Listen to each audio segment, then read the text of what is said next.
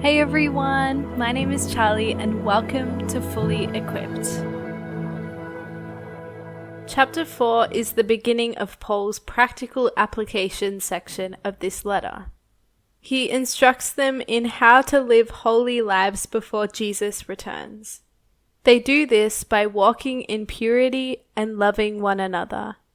And he begins to teach them about what the second coming of Jesus will look like, and what it means for believers both alive and dead.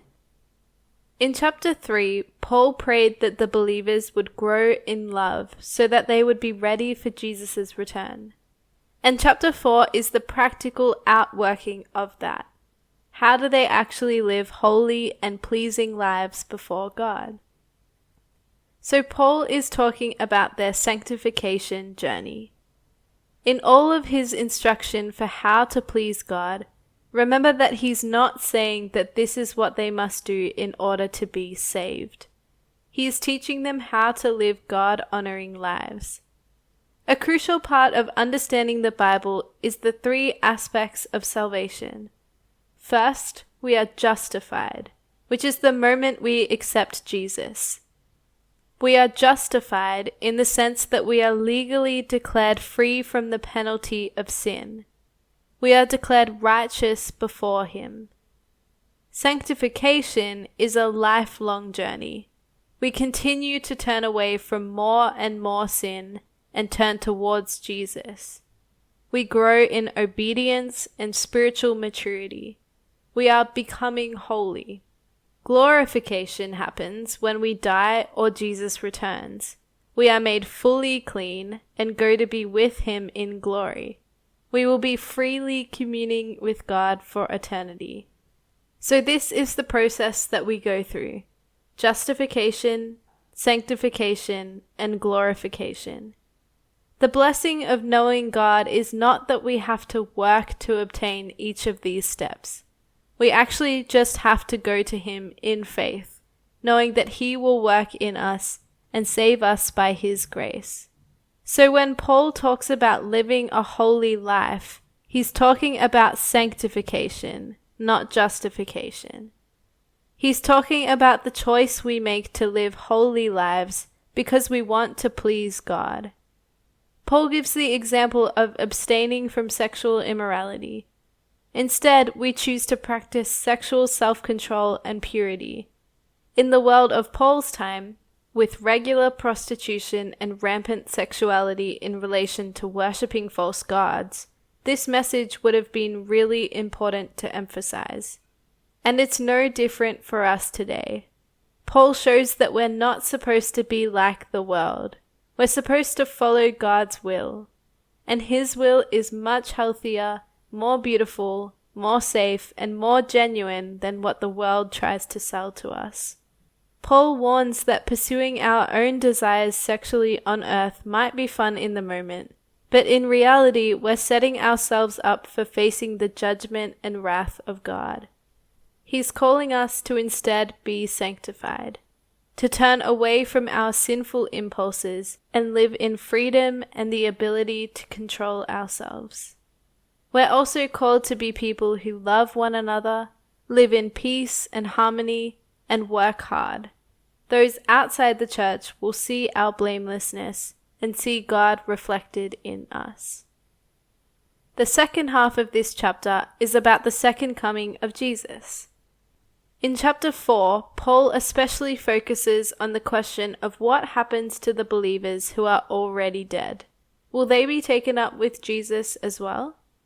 This section of 1 Thessalonians comes with a number of different interpretations, and people will never fully agree on the end times. Ultimately, it doesn't really matter a whole lot. All we need to be certain about is that Jesus is coming again, and that if we're saved, we don't need to dread that day. With that said, I will share one interpretation, but you're welcome to look into it more yourself and form your own beliefs. Paul reassures the Thessalonians that they will be saved. They will not face the judgment of God. In light of some recent deaths in the Thessalonian community, they're wondering about what's happening to those people. Will they be saved too? Paul writes to inform them that yes, they will be saved. He refers to the dead as those who have fallen asleep. This is a common metaphor throughout the Bible for people who are dead. So remember that this is not Paul saying that people who have died are in a soul sleep stage. Believers who have died are present with God right now. So it's okay and normal and healthy to grieve for those we have lost. At the same time, we don't grieve in the same way that unbelievers do, who have no hope. Paul explains that one day all believers will rise again and will come to experience the full blessings of God in the second coming. As Jesus died and rose again, so will all believers. All of us, those who have already died and those who are still alive on the earth, are all waiting for Jesus' return. And all of us will be taken up with him when he returns. So, when Jesus returns, what will that look like? Paul talks about what we call the rapture in chapter 4. This is when Jesus comes on the clouds with trumpet sound, and all of the believers are caught up with him in the sky. Here's something we have to get straight, though. We seem to have this idea that Jesus is going to come and take all the believers and leave everyone else behind, and the rapture is going to be this big secret. After this, some people think that then the tribulation will come, where lots of suffering and persecution happens on the earth. This idea comes from verse 17. But when we look a little bit deeper, we see that the rest of the Bible doesn't teach the concept of the secret rapture. We know that Jesus' coming will be loud and public. We also know that believers will not escape tribulation and suffering. And judgment happens at the same time as Jesus' second coming. All of that is to say that the rapture will not be this secret event, where everyone else is left wondering where so-and-so went. After Jesus comes, final judgment will take place, and the new heaven and earth will be ushered in. But Paul is saying that all of the believers, dead and alive, will be with Jesus forever. We will all be gathered to him and welcomed into the new creation. We'll be up in the clouds with him, ready to welcome him back to the earth that's rejected him for so long. This is the kingdom of God that the people have been waiting for. This is our encouragement. We have the secure promise of being with him forever, no matter what we endure now. So as we go along our faith journeys, we should be people who love one another and walk in holiness as we wait for that day. How does this equip us? Paul's command to live sexually holy lives is still applicable for us today in a world where sex sells. Research shows that on average, people sleep with anywhere between 4 and 10 people in their lifetimes, and that's just the average. We're living in a world where 75% of teenagers, male and female, are viewing pornography online, which is often violent, aggressive, and abusive. And this is seen as normal and even healthy. Somewhere around 25 million people around the world are being sex trafficked right now. Social media conditions us to spend so much time scrolling, and a lot of that is to do with algorithms promoting sexualized content. Marriages break down all the time around us because of adultery. All of this is to say that we are called to be people who are holy, to be set apart and different from the world, which turns up its nose at words like abstain and self-control. Most people struggle with, or will struggle with, sexual sin in one way or another. So this isn't to make anyone feel isolated or ashamed. We have the Holy Spirit within us. And that means that by His grace and power, it is possible to no longer be controlled by sexual sin.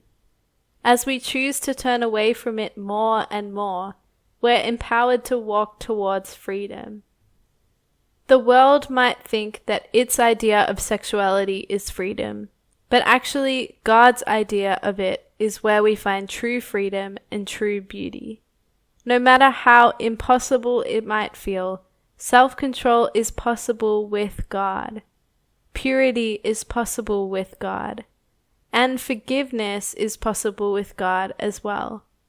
We have all fallen short, but when we come back to Him in repentance, He forgives us and takes away our shame. Whatever you're struggling with, share the burden with some trusted people, and ultimately bring it to God and allow Him to wash you clean. This is God's will for your life, that you would become more like Him day by day. So as we wait for Jesus' return, let's be people who live in God's good plan for sexuality, walk in freedom from guilt and shame, and do whatever it takes to get the victory as we become more like Him.